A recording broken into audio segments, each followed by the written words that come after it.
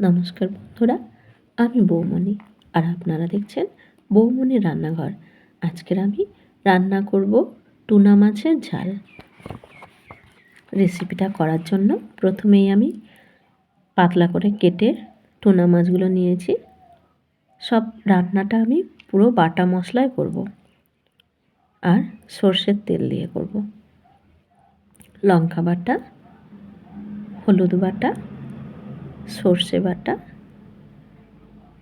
আদা রসুন বাটা আর পেঁয়াজ কুচি। দুটো পেঁয়াজ আমি কেটে নিয়েছি আর স্বাদ মতো লবণ, টমেটো বাটা।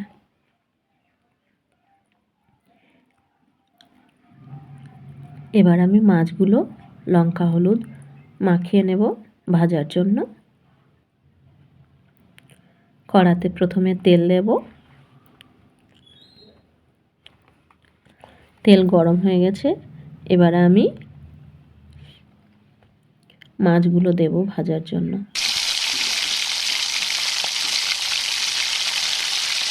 মাছগুলো একটু পাতলা করে কাটবেন বন্ধুরা।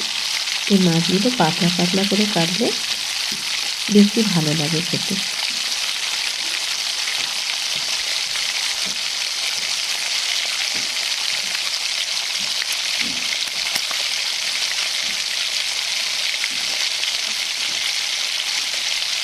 মাছগুলো আমি এপিট ওপিট উল্টে ভালো করে লাল লাল করে ভেজে নেব।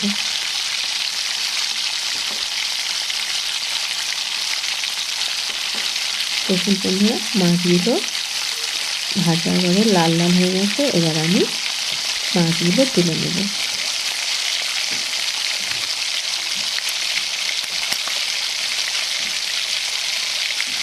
দেখুন বন্ধুরা, মাছগুলো কি সুন্দর লাল লাল করে ভেজে নিয়েছি।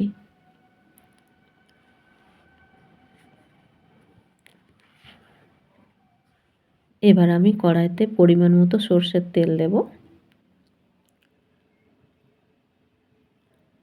তেল গরম হয়ে গেছে, পেঁয়াজ কুচিগুলো দিয়ে দেব।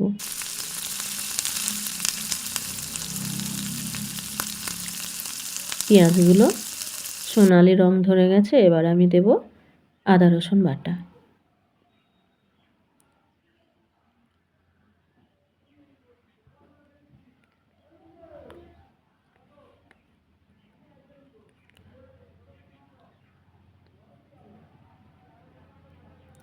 একে একে সব মশলাগুলো দেব আমি। হলুদ বাটা দিয়ে দেব, লঙ্কা বাটা,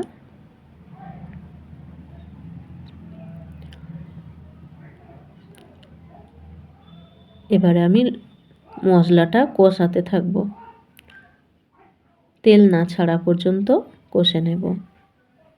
তেল ছাড়া হয়ে গেছে, এবারে আমি দেব টমেটো বাটা।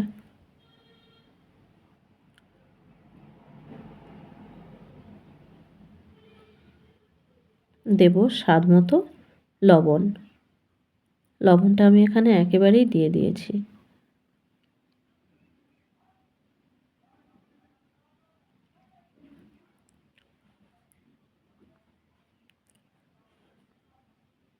ভালো করে কষানো হয়ে গেছে, এবার আমি জল দেব পরিমাণ মতো।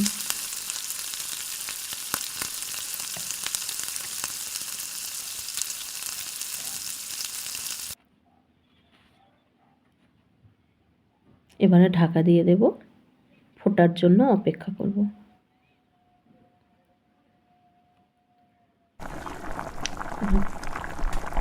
ঝোলটা ফুটে উঠেছে, এবারে ভাজা মাছগুলো আমি ওতে একে একে দিয়ে দেব।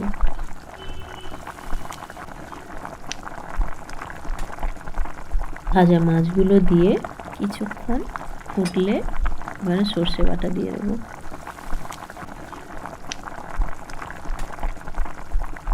সর্ষে বাটা দেওয়ার পরে ঢাকা দিয়ে দেব।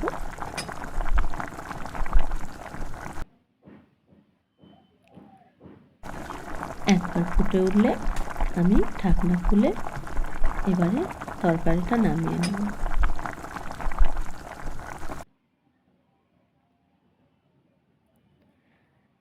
দেখুন বন্ধুরা, হয়ে গেছে আমার টুনা মাছের ঝাল। আশা করি আপনাদের আজকের রেসিপিটা ভালো লেগেছে। যদি ভালো লেগে থাকে তাহলে লাইক, কমেন্ট আর সাবস্ক্রাইব করতে ভুলবেন না। দেখা হবে পরের ভিডিওতে। ততক্ষণ ভালো থাকুন আর সুস্থ থাকুন। ধন্যবাদ।